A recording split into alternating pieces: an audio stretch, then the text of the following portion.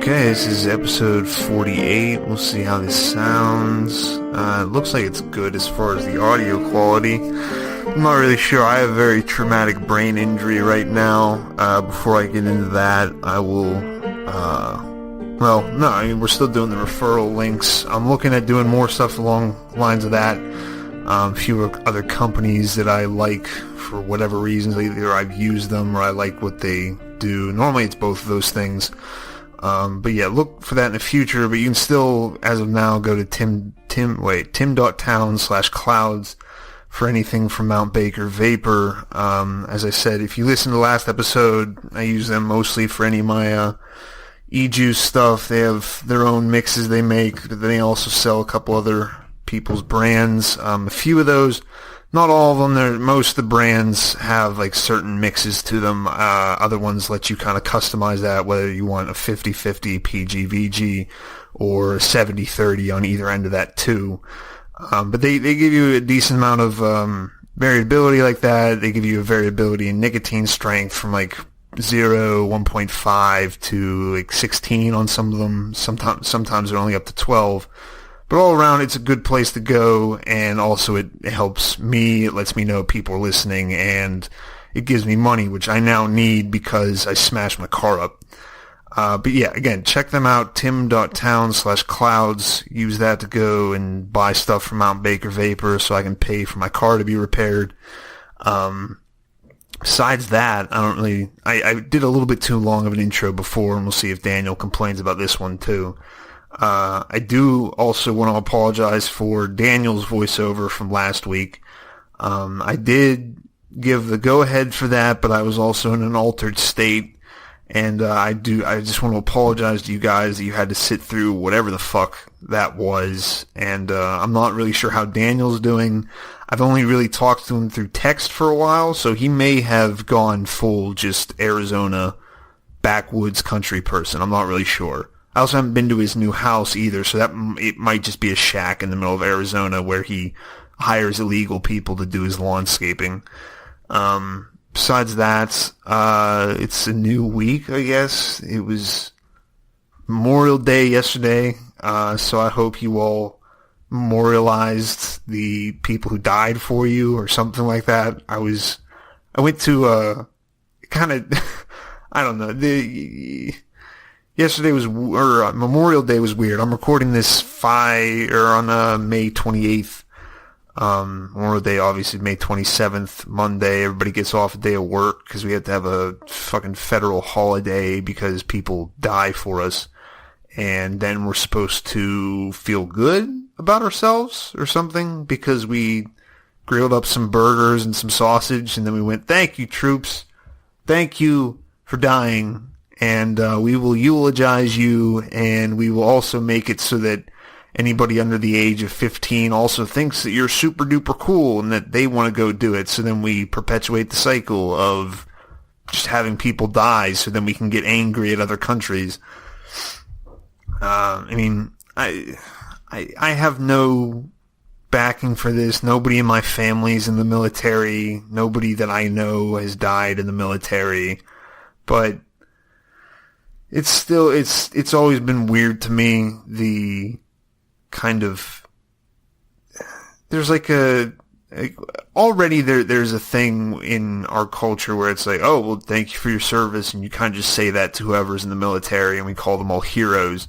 But then it's like, as soon as they die, then it becomes, oh, they are revered in heaven now. If you've ever read Fight Club, I don't really remember if it's in the movie or not, but there's the George Paulson, I don't remember, that Meatloaf plays in the movie. He's a big fat guy. The book starts out with the narrator being squished in between the guy's tits because the guy took too many steroids. He's a bodybuilder, and they're both at a support group for testicular cancer. The guy who's played by Meatloaf in the movie has giant bitch tits, as described by the narrator. But later on in the book, I'll give you spoilers here. The bitch tits guy dies. He gets killed while they're working towards some kind of goal for Project Mayhem, and then they the whole group kind of has this like eulogy for him, and they carry the body, and they all say, I am, and again, I don't remember what the guy's name was in the book, but they all say, I am that, like how in Spartacus or something. Again, this is another thing I haven't seen, but Spartacus, where I guess they all say they're Spartacus, so that they have to kill everybody. I'm not sure. But it's understandable completely that as soon as somebody dies for a cause, then that almost makes the cause more worthwhile. At least as long as you aren't against the cause from the beginning, because you can't use that kind of logic for like ISIS or something like that. Again, even with that, I could understand why, say you live in Iraq, you live in Syria, and you're already part of that, then somebody dies in fighting for ISIS, fighting for whatever, and you go, oh, this is crazy, that person is amazing, I want to go join ISIS or something like that. But obviously, as Americans, nobody's going to take that kind of a comment from me very well, so I can't really bring that up at the family get-together and be like, hey, why don't we pray to God and tell him to bless everybody who's fighting, because I don't know, there's been a lot of things that I used to believe in, or maybe used to believe in more strongly, used to be more concerned about, but now, I don't think it's nihilism, and I don't think it's just whatever, everybody believes something, but you do have to take into account that everybody does believe, like, we all live in a bubble, as far as, like,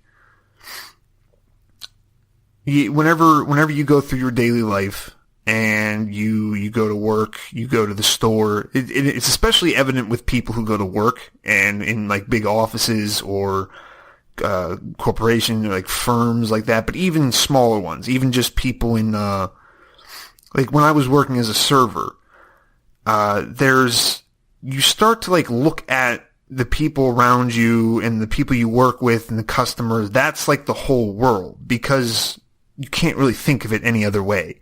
You can't be like, oh, well, I'm serving pizza to this person and there's someone getting their head cut off by a cartel member right now on camera.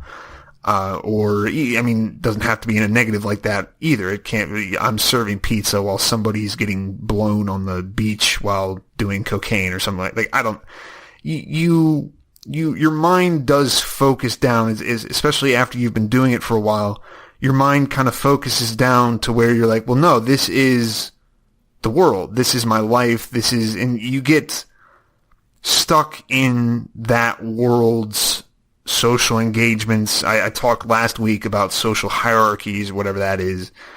You get stuck into that social hierarchy. Like, for example, I go to like a pretty small gym around me. It's a basement gym, and inside of that, there's going to be some kind of jockeying for position between people. But outside of the gym, nobody who doesn't go to that gym is like, oh yeah, that dude definitely runs that part of the gym. Even though maybe if you go to that gym, you'll be like, oh no, that guy, yeah, he kind of controls stuff. He's the leader of that small group of people. But outside of that, it's not that nobody cares. It's that nobody even has the possibility to notice that. They drive past the gym in a car and they maybe see people walk out together. But they don't hear the interactions. They're not able to see it on a deeper level than that. So, I don't know what the point of this is, but it's weird to think, and it's not weird to think, but it's good to remember that just because something seems like super important, super dire, there's a lot of people that will be like, oh no, the world is the Western world, the West is falling apart, and all these interdimensional people demons are coming in, they're tearing apart the West. That's, if you are concerned about that, you pretty much make that a concern in your life because you just think about it, and because whether it's the media you consume, the people around you can talk to. Thankfully, even whenever I was super into libertarian stuff, I only really had like Daniel and John around me who were kind of cool with that. Everybody else was just like, what the fuck are you talking about? So I learned pretty quickly to just not bring stuff like that up. But if you get into an echo chamber is an overused phrase at this point, but if you get into an echo chamber like that, you can fully convince yourself, at least in my opinion, of pretty much anything. You can think that something is literally the end of the world when if you walked to your neighbor's house like 10 yards down the road, they'd be like, what the fuck are you talking? I've never even heard of this. And it's not, whenever you tell them then, it's not going to be like, oh, really? That's a terrible thing. You're just like, what? They would just be like, why is that an issue? And you're like, well, because I've been looking at this for years and because the non-aggression principle states that, so anything, regardless, whatever you go through your life believing, whatever you go through your life trying to adhere to, just remember that all of a sudden it could just be gone. I don't, maybe I'm being a little bit too much. Oh, well, in one moment, your life could be snuffed out. Because, I mean, being somewhat embellishing, I could say that I went through a life and death situation. There was definitely a death involved, but it was a deer. But it was close enough where I was like, oh, that was kind of weird. It's a weird feeling afterwards. But just like, I do have where this is going to lead into something of another point, but just remember that your thoughts, your ideas, your ideals, the things you're going to hold to and what you think makes you honorable and what makes you think, or what you think makes you loyal to something is very tenebrous, even in your own mind, but then is completely formless in anything beyond that. It's a lot of things that we put a lot of effort and a lot of importance in really are just kind of a bunch of shared ideas, and those shared ideas are only as useful as far as how seriously you take a shared idea. Again, that's going to be different depending on where you live. If you're in the middle of Syria, you're going to have probably maybe not more radical ideas compared to, say, somebody in the middle of someplace in the States. You might have the same kind of like, well, we need to do this and we need to blah, blah, blah. But the actual action being taken is probably going to be much different because of local laws and local customs, what's expected of you, but then also just because of, I mean, in the middle of America, it's quite a bit easier to convince yourself that, yeah, I should probably just live and just let live and just not bring things up to people because, I can go home and jerk off and I'm not going to get sand in my dick or something like that. I mean, off of that, and this is the only thing that I wrote down for this podcast. I wrote it down like 3 days ago, 3 or 4 days ago, because I actually spent the last 4 nights staying someplace else, house sitting for some people. So I was like, oh, I'll record, and I was like, I really need to leave, so I'll just write something down real quick. There's talking about ideas, talking about the things you kind of hold dear to yourself. There's ideas that would be great to believe in and can be great to believe in. Like I went to the family get together yesterday and my dad prayed and he said, we want to thank you for the United States soldiers. And I mean, I'm making that up. I'm attacking him a little bit. My dad has a little bit of a tendency to get close to tears rather easily. Something he gave to me, and so I'm very angry about it. I'm very sensitive towards that.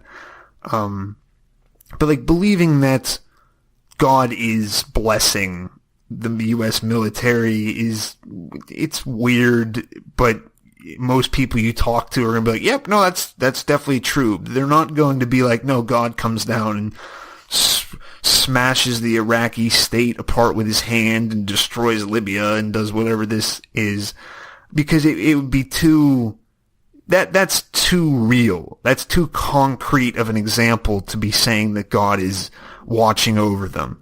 it's a lot easier. And again, this changes depending on where you live. Oh, in Syria or something like that, they're like, if you watch combat footage, it's just like it's guys standing up, walking up to a top of a hill, firing an RPD or whatever the Soviet era like belt-fed machine guns are that you see in video games all the time, or firing an RPG, or even like a kind of makeshift mortar that they just stuff inside of the ground, inside of a tube, and hope it goes off. They just inshallah, or Allah Akbar, or stuff like that, where they're like literally like, I want Allah, I want God to guide this bullet, I want him to guide this rocket to destroy my enemy right now.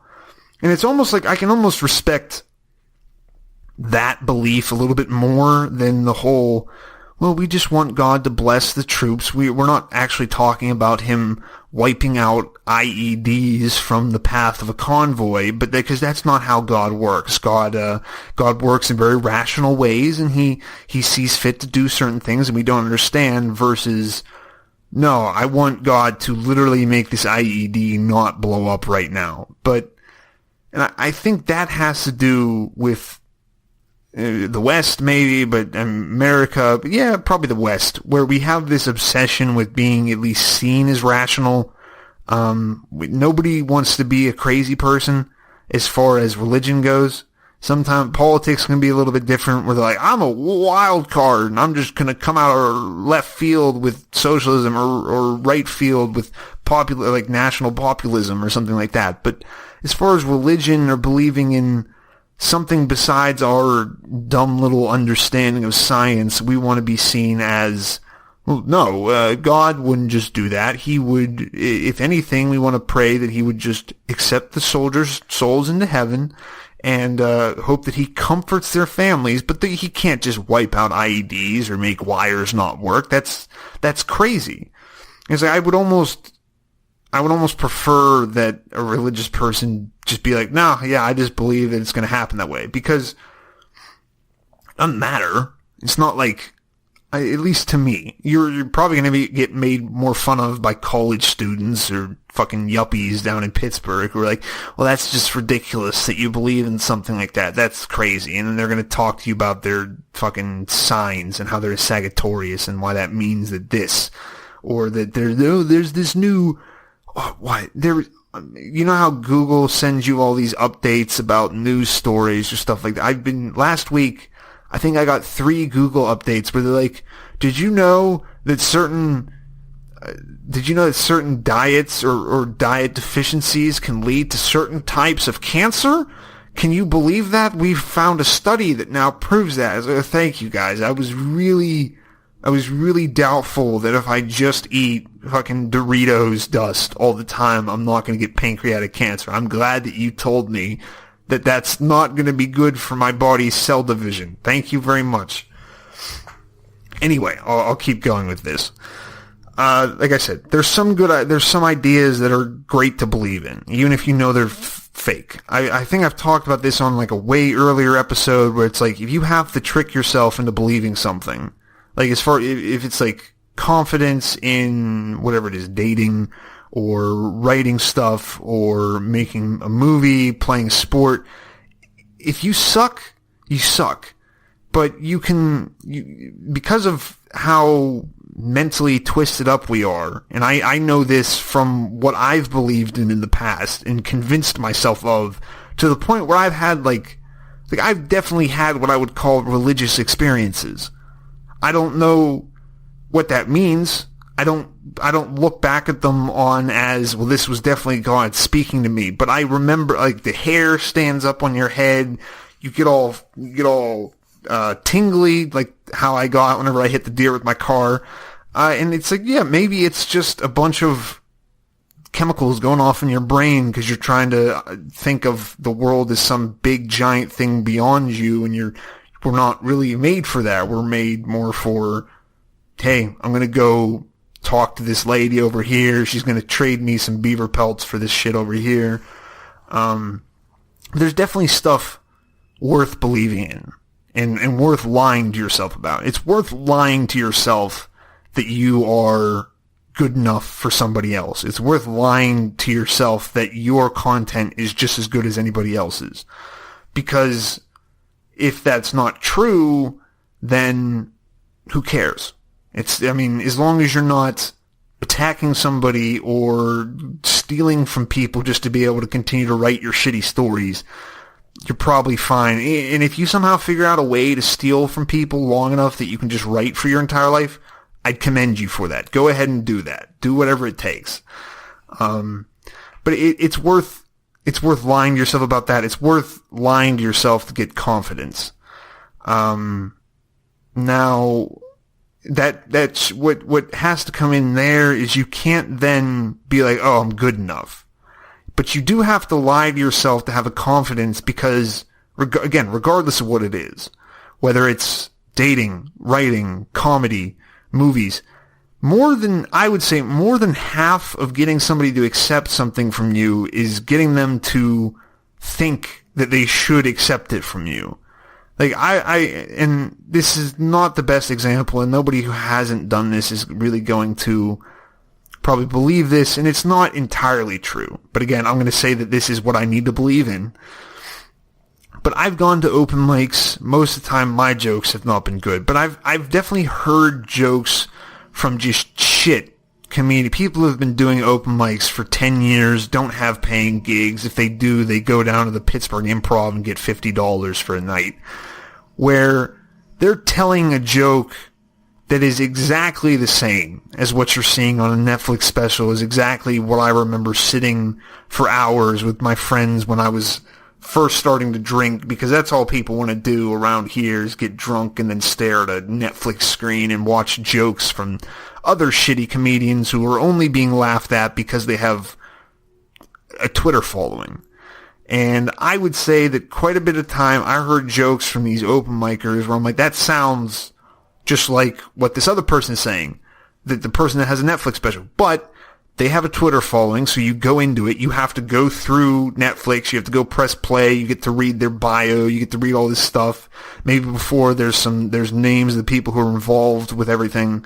And if you go see an open mic or you go to a bar and then you're drunk and you're probably trying to eat some kind of food special because nobody wants to go to an open mic just to see an open mic. And then this person has mismatched clothing on, the lighting's bad, the audio equipment is shitty, so nothing really sounds very good. But it's still not that much different to me. That's also why I haven't watched a comedy special in years, is because I'm just like, this isn't even funny most of the time. It is just a cult of personality thing. Now that's fine. Comedy is much more like a play or theater than I think, especially comedians want to let on. Comedians will, no, you just get by on being funny, and it's like, no, it's still an act. It's still you up there kind of singing, like just waving your hands around like a dancing monkey and going, see, boo, boo. I'm going to hit these different points, and then at the very end of this 45-minute special, I'm going to go back to the thing that I said at 5 minutes, and then everyone's going to lose their shit because I made another joke based on the same joke from before, and isn't that crazy funny? Callbacks, I hate callbacks. Anytime a comedian does a callback, I want to shoot the TV because I'm like, this is so bullshit, and the fucking crowd goes wild. Anyway, I'll go, I don't, if you're able to follow this, I commend you. But all that to say, it is definitely worth it to lie to yourself about some stuff, especially when it comes to confidence, when it comes to just getting you to put yourself out there, whether that's yourself, your content, or whatever. This next part, this idea kind of came to me because of growing up in Christianity. There's this thing, I'm not sure how widespread it is. I believe it's pretty ubiquitous. Is that the right word there? I think there's a lot of different Christian sects that believe in that or believe in this, but there's the idea that different people will struggle with a specific sin. So say that's pornography or homosexuality or drunkenness or anything. Pick whatever it is. But a lot of Christians, especially in the kind of Protestant, Presbyterian, Southern Baptist, that stuff, it's almost like you have this specific sin, and maybe it's from God so that you can learn to trust him more, but then maybe it's also just because of your nature, maybe it's something that happened in the past. It's kind of nebulous, but I remember hearing people talk a lot about how specific sins can be troubling for certain people. Like the one person might struggle with drunkenness while has no problem not jerking off to porn, or vice versa, the person jerking off to porn might not be interested at all in drunkenness. I'm not partial to alcohol. I have no problem not being drunken. If you're going off of the very letter of the law, I don't have a problem being drunken. I have problems with quite a few other things, but drunkenness is not something where I'm like, I'm definitely get drunk every single day. It's so nice. Like, I'm not relaxed by alcohol. I don't enjoy that. The oblivion of alcohol is normally just scary for me. It seems like, to me, it seems like how most people are when they smoke weed, where it's a back and forth between paranoia, confusion, and just being utterly lost where you are. That's what alcohol does to me, especially in public, especially if I drink quite a bit of it. But going off of that idea of a specific sin and struggling with a specific sin, I think there's specific, and again, this is another overused phrase, but a mind prison or thought prison. There's specific thought prisons that can affect or hold somebody more so than others. So, like I was saying, if you have to lie to yourself about being confident, that's fine. That might not be true. I might have just lied to you. I might have just sent you down a bad path, so hopefully you didn't turn off the episode there. But for me, just lying to myself and telling myself that I'm good enough for something, or that I'm just as good as anybody else, isn't that hard of I don't get the negatives of that as much as some other people would, because I still know in my mind that I'm shit. And I still know in my mind that I need to constantly be working on something. I might be lazy, but I'm never confident enough where I'm just like, yep, I don't have to work on this. People are just going to accept me for who I am, because they've never done that. And even now, they're still not accepting me for who I am. People are accepting me because I've figured out a way for them to accept me. But particular, whatever it is, whether it's the confidence or you can think of other things that, or religion, for one thing. There's a religious kind of dogma. So some people can get through that okay, and like I was talking before, where depending on where you live or depending on a bunch of different factors, you can either be a radical religious person, and then that just means that you go to church every single Sunday, and then you go to evening service, and you go to weekly Bible studies, and then you also go for fundraisers, and you donate more than 10% of your money every single week to the church. Or that can mean you're blowing people up or firing RPGs while screaming God's name or doing something like that.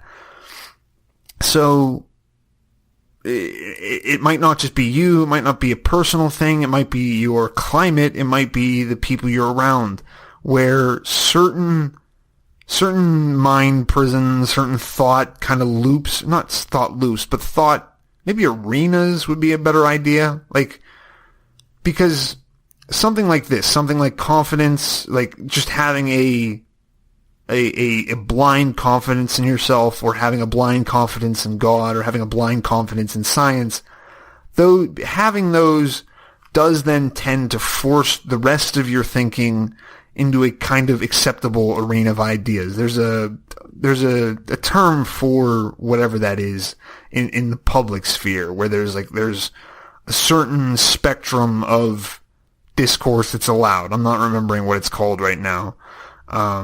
But you can do that to yourself too, depending on what you kind of devote yourself to.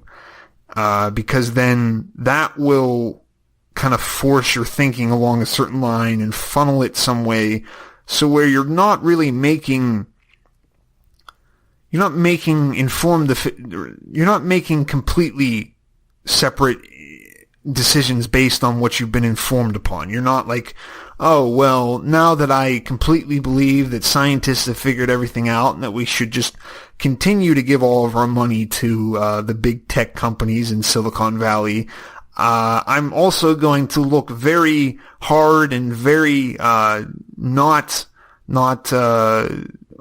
be biased against people who criticize the big tech companies. No.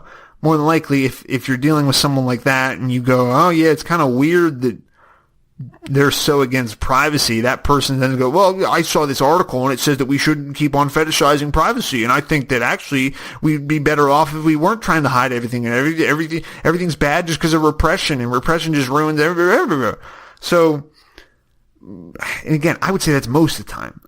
Most of the people I talk to, and whether it's in public or it's people that I personally know, you can kind of guess what they're going to have an opinion on by just, like, you ask them a couple questions at the beginning. And you know, oh, what do you do this? What do you do on this? What do you think about this? And then you kind of normally pretty well sketch out where they're going to fall on certain issues, just because their answers from before, like leaving out any kind of propaganda they might consume, or the people they have around them who might be reinforcing certain ideas, leaving out all of those, they're still from their answer, you can kind of get that they do have to kind of what's the word? They do have to self-censure a little bit, because if they don't, then it becomes a little bit too evident that they're kind of have weird ideas about certain things, and it becomes a little bit too evident that they aren't making a different decision based on every single situation, and instead they're kind of just going off of a playbook. And that's where it's going to be dangerous for you. I mean, it definitely depends. If you're a plumber and maybe I don't know why you're listening to this as a plumber, but this can't be entertaining. Half-hour podcasts can't be good for an entire day doing labor. I've done those. That's why Rogan's popular for that stuff. So it's just 4 hours and you're like, oh, the day's half over now. Fucking great. But I would say, especially for somebody who's trying to create stuff, or someone who's just trying to, or not trying to, but someone who lives a life that's not like every single other person around them. And I don't mean that in well, I'm just different and I'm not, but there's like a vast percentage of people in every city or every social hub that kind of do the same thing. They get into traffic in the morning, they go to work, they go into an office building, they eat a lunch out of a machine, or they order takeout every single day, and blah, blah, blah. They have like their office politics, they have their office social work, they have their, oh, you're my work wife, or you're my work husband. It's just real weird. But if you're outside of that, there's not much use for kind of sticking yourself in one of these, whatever I was calling them, thought prisons or thought arenas, because most of the time those are more useful for somebody who's kind of trying to just navigate a homogenous social group. Like, you just kind of eventually just adopt that kind of barriers on what you're going to talk about, because it's just easier. You don't have to get in an argument with Janice over abortion or something like that, just because Janice is a cunt. I don't know any Janices that are complete cunts. Maybe I do. I don't really remember. But if your name is Janice, maybe there's a decent chance you're a cunt, probably. But choose whatever kind of thought arena, thought prison, whatever you want. Try to choose that wisely, and try to choose the one that's going to direct you towards accomplishing stuff or doing things. Like, you need to decide if the thing that you're going to devote a lot of your mental energy to convincing yourself of, like, it wasn't a conscious thing, and it probably won't be a conscious thing. It probably won't be a conscious thing for you. But I do remember that as a religious person, there's definitely quite a bit of time spent going, oh, well, how does this fit into this? And that's not just a religious thing. That's, again, whatever you believe. Everybody's always trying to, not everybody, because again, there are people out there that kind of just wander around and just go, I'm going to go to 7-Eleven. Actually, that was another thing from yesterday. From Memorial Day, I was driving back out of the city of Pittsburgh, and there's a section there's a community college on the north shore of Pittsburgh, and the area around it isn't the best. It's pretty low income. But I think I've seen this lady before, but just imagine, like, the medical scooters, and then just imagine, like, this lady looked like she was, like, jelly that someone just dropped into a chair. Like, it was just, like, there was no form. It was just this kind of random hills and valleys of just clothing and flesh. And she was just like sagging into this chair. And I hope it was her son behind her. Actually, I don't know if I hope that, because he wasn't as bad, but this lady was just, I couldn't even laugh. I was just like cringing, and I started like just screaming fuck out the window as I drove. Not to her. I drove a little bit down the road and was just like, fuck, I can't look at this stuff. This is fucking me up. What was I? Oh, that's what I was talking about. But yeah, I feel like that lady, oh, I'm sorry. I didn't even finish that. They're driving across the road in these scooters, and as I get closer, I see they're driving up into the 7-Eleven parking lot, and they both just have these giant big gulp cups just in their hands, because you take them back and you refill them. And what was fucking me up was I was like, why don't they just go home and buy 2-liter bottles? And like, they definitely have had this conversation where like, this is cheaper if we just go and get it from a fountain. And yeah, it was sad more than anything. It was sad and kind of disheartening. It wasn't even sad. It was just very disheartening, where I was just like, that's a life. That's a life that is possible of being lived. And I don't know what that means, but that's definitely a life that's exists. Like right now, you're listening to this podcast. Right now, I'm recording this podcast, but that woman is still out there sagging in her chair, drinking Code Orange, Code Red Mountain Dew mixed with Pepsi because she likes the flavor profile, and her life is something. And I don't even know how to grasp that. But so that lady probably isn't doing a lot of soul searching where she's like, well, I just learned about this new thing and I need to somehow fit this into my my belief system. And maybe she's better off for it. Maybe she knows something I don't know. Maybe life should just be spent sitting in front of a television with a scooter underneath you and plenty of Code Orange I keep fucking that up. Code Orange is a band. Plenty of Code Red in your cup. But if you are somebody who kind of sees stuff and has some trouble or does like to try to fit things into an already understood worldview, you have to make sure that the thing that you're going to constantly kind of judge the world on or bring up to like, you see something, you learn something, you hear something, and then you go, well, do I believe this or do I not? Do I accept this or do I not? Do I accept part of it? Do I not?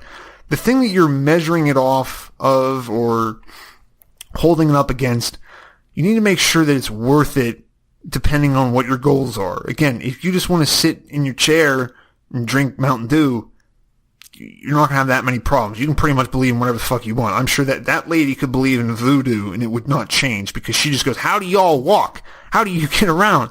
How do you do any of that shit? I've never seen this in my life. But if you want to create some kind of content or if you want to create a business, you need to kind of make an argument in your head of how much benefit is whatever this kind of thought arena, what is that going to bring to you?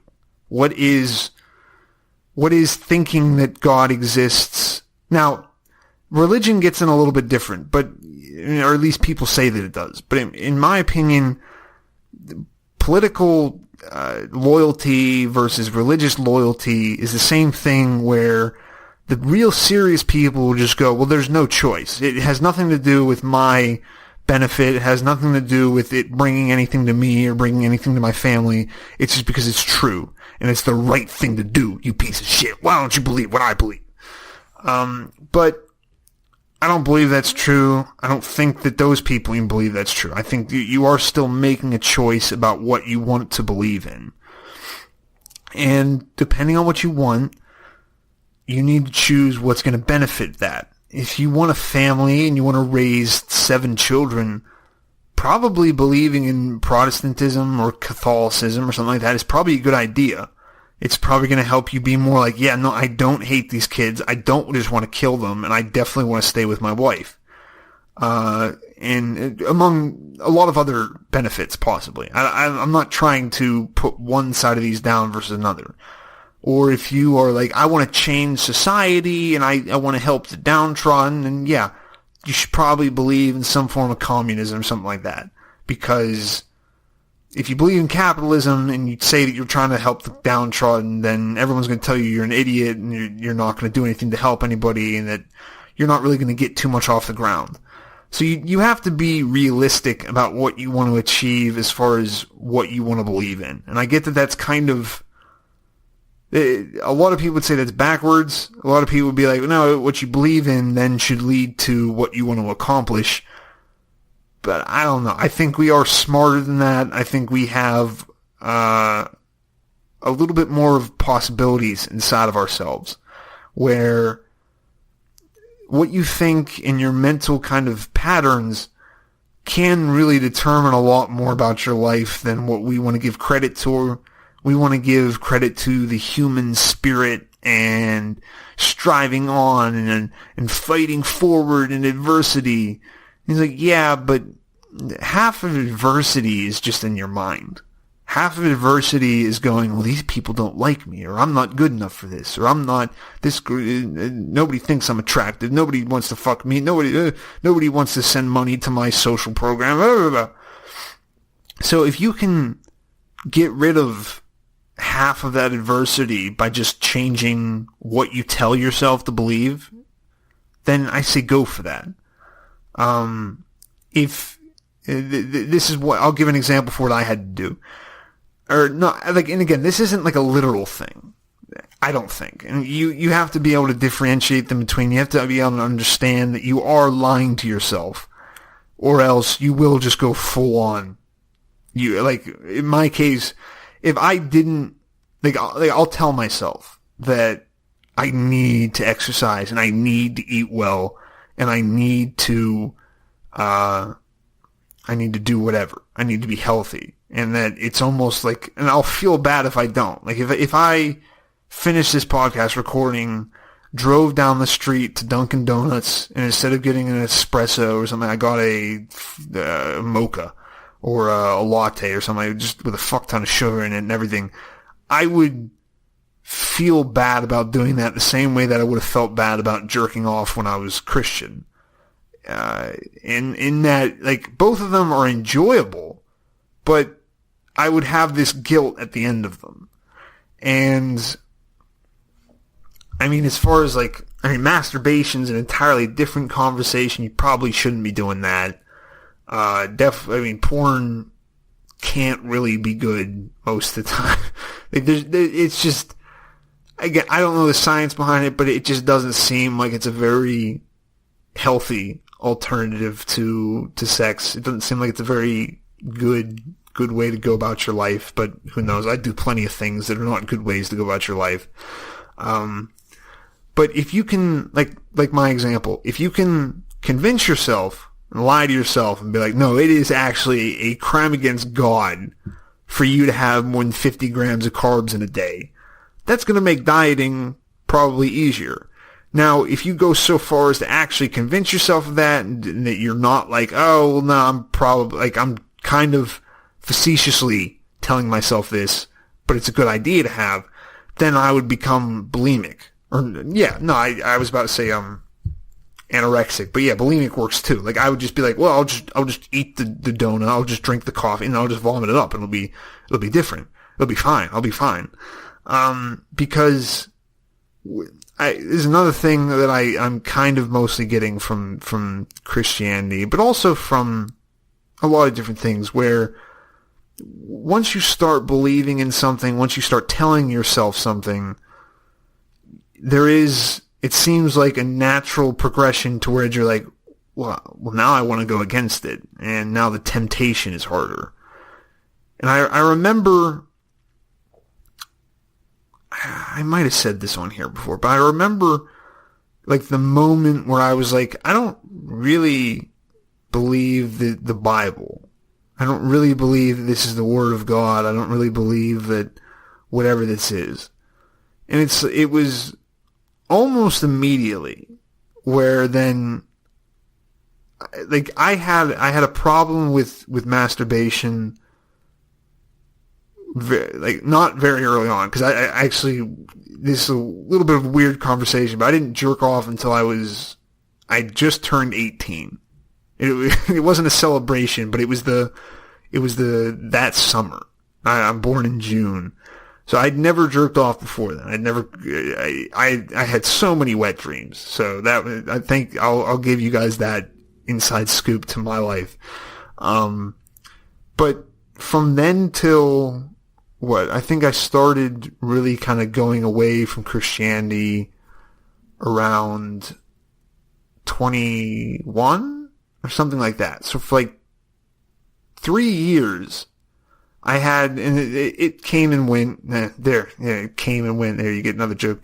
It was definitely something I struggled with, and it was like, and again, besides like religious experiences, besides the hair raising on your arms because of how close you are to God, I remember the kind of like the lust, because they talk about that a lot in religion. I mean, specifically Christianity too, where there's this lust that you feel. It's not sexual attraction even. It's not love. It's not sexual attraction.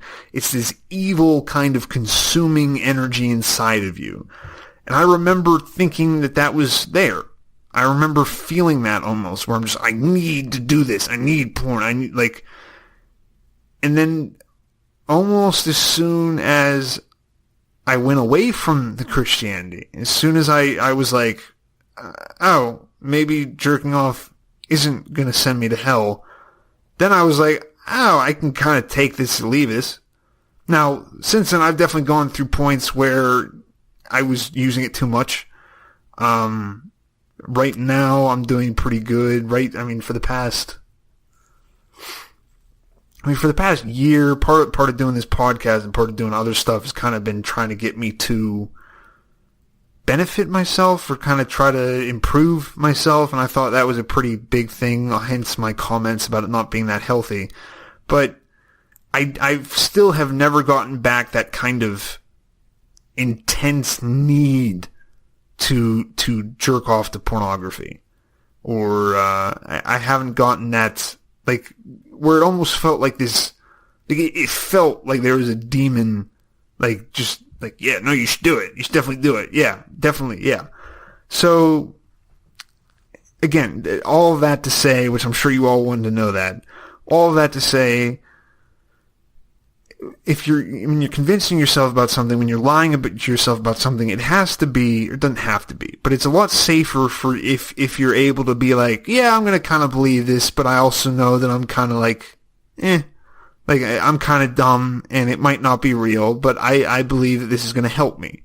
And I think if you look at whatever you believe in, if you look at trying to improve yourself, more is that. More is like, I want to do this because I want to enjoy it. I think it's going to help me enjoy things more. I think it's going to help me improve. I think that's going to be better off for you than if you go full on, like, this is the Word of God, whether it's religion or politics or whatever. This is the end-all, be-all of everything, and if I deviate from this even slightly, I'll be cast into hell, or whatever it is. So I think if you're going to do that, if you're going to try to convince yourself of something, it's a lot safer to do it half in, half out. Now, maybe people can't do that. Maybe I'm going the wrong way by doing stuff like that. I feel like my parents would be like, well, you're just trying to separate yourself from God. And maybe, I don't know. I mean, if God is real, then if the Bible is real, then everything I do is an attempt to destroy the kingdom of God or something like that. So who knows? But yeah, I think it's beneficial to look at like that. I've already been recording for way too long at this point. I'll just go over the last little bit more quickly. Again, check out tim.town/clouds for all the e-juice stuff. Check out, I especially like their Gwar selection. The band put out their own e-juice, but it's pretty good. They have a fruit punch one that's pretty good. They have a melon one, which I like to mix with like a menthol and berry, which goes pretty well. But do that. Yeah, again, do all that stuff so I can get money from that, and so I don't have to spend money on more of my nicotine addiction, so I can fix my car, because I was driving back from the gun range last night. I went to Walmart then, and I was driving back, and the deer decided to fuck my day up, decided to fuck his life. I think it was a she. It was actually a doe, which, again, if you listen to these past shows, I finally got to kill a deer, and I am kind of, I'm kind of, there is a silver lining to all of this, to having my car smashed up. So I did finally get to take down a deer. It wasn't really how I wanted to do it, but I do finally get to do that. I didn't have my tag. Actually, no, I did have my tags on me, because I take the little packet that has the tags and then also the hunting permit, so that I can go to the range and not get thrown off the range, because you get like a year, it's an outdoor range. It's a pretty shitty range, but I don't really feel like paying for an indoor one. But you get access to that whenever you get a hunting license, at least for a year in Pennsylvania. But I was driving back, I guess at the very end of it, I kind of just closed my eyes, because I don't remember the airbag deploying. I heard it. I actually, saying I was coming back from the gun range, I thought my gun had gone off at first, and I was like, wait, I didn't chamber around. Why would the gun have gone off? But the deer kind of came up over I was on the highway. The deer came up over the crest of a hill, and then I'm not really sure why, it just immediately sprinted into the road. It was a 2-lane, and I kind of tried to swerve over to the side, but there was other traffic. And maybe if I just stayed, I was in the right lane. Maybe if I just stayed in the right lane, I would have missed him. Because again, I'm not exactly sure how I hit him, because I think at the very end I kind of just winced and closed my eyes like a bitch. But I swerved off to the left, and I caught him on the right front of the car. And so if I'd stayed in my lane, I think I actually probably would have hit him more head on, and it would have been more on my side of the car. So I probably would have been worse off. So maybe I did the right thing. But he bounced up. Or no, he didn't bounce up. Again, I don't know. Somehow he was getting hit. He was behind me whenever I opened my eyes again. And he was getting run over by other cars. Or she was getting run over by other cars. But, the body hit like the front part of the bumper, and then I think the head smashed through the windshield. Or not smashed through, but whenever I opened my eyes, I was kind of just covered in glass, and there was a hole in my windshield. Because I saw the deer, I started to move over, and I was like, maybe I can slip past him, because I've done that a couple times where I've just barely slipped past the deer, and I heard a big smash, and then I opened my eyes, and I was like, fuck, the windshield is broken, that means something's bad. And then I was like, oh wait, I might be fucked up, something might have hit me through the windshield. And then I was like, am I dead? I knew I wasn't dead, but I was like, something broken? Do I have something in my throat? And then I was like, no, I guess I'm breathing. Are my hands fucked up? And I was like, no. I'd gone to Walmart, I bought a 60 count case of eggs, and none of those broke. They were in the back seat. So overall, as far as it being a highway crash with a deer, it was pretty chill. I don't know any other way to describe it, because I pulled off to the side of the road, still kind of in a little bit of a daze, and I just sat there for like a minute, just being like, all right, I think everything's okay. I was like waiting for my neck to just start throbbing with pain for when the adrenaline wore off, and then it didn't. And then eventually I got out of the car and just kind of like walked around the back and just screamed fuck again, because I was like, great, now I have to take 2 hours. Like, already I was like, this is going to take so goddamn long. I just wanted to go home and eat my food. I'd gone out to the range. I was having a good day. I was like, I'll go home. I'll make some hamburgers. I had some frozen fruit sitting out to defrost, so when I came back, I could just eat that real quick. It'd be nice. And I was this goddamn deer. Just fucked everything up. And then, I mean, besides that, I mean, the windshield was fucked up. The front of the car is kind of messed up. The front right lights, and the support for those over there are pretty much gone. But, I mean, I was able to move the car. The state police actually had me move it further down the highway, because they were like, it's kind of close to the road. But as soon as somebody pulled over behind me and I went back and talked to them, they're like, oh, we called the state police. And I was like, oh no, they're going to say I was doing something bad. Because I've had that in the past where I barely bumped a lady, and then the person behind me decided to, or no, the person I think in front of her decided to pull over as well, and then wanted to talk to the police and was like, yeah, he came flying up. I was like, no, I didn't fly anywhere. Shut up, bitch. But this lady was fine. She actually left as soon as the police came. But when the cop showed up, he talked to her for a little bit, and he was walking over to my car. And I was like, officer, I have a firearm in the car. But don't worry, I have a concealed carry. Please don't kill me. And he was like, I don't care. Get the fucking car off the road. And then later he was like, yeah, no, I wasn't trying to brush you off. I was just like, I wasn't really concerned. Which is also just because I'm white, I'm blonde haired, I have blue eyes. So they're going to be a little bit more lenient with me and having firearms. He never even checked it. He never looked for the gun. He never looked for the license. He was just like, yeah, move the car down. So it's still drivable. I have it down at a shop now. I'm trying to talk to the insurance adjuster who's taking his goddamn time to try to get a rental so I can keep walking dogs and sleeping over other people's houses. But hopefully that all goes well. I think my roommate's downstairs starting lawnmowers in our garage. I'm not really sure.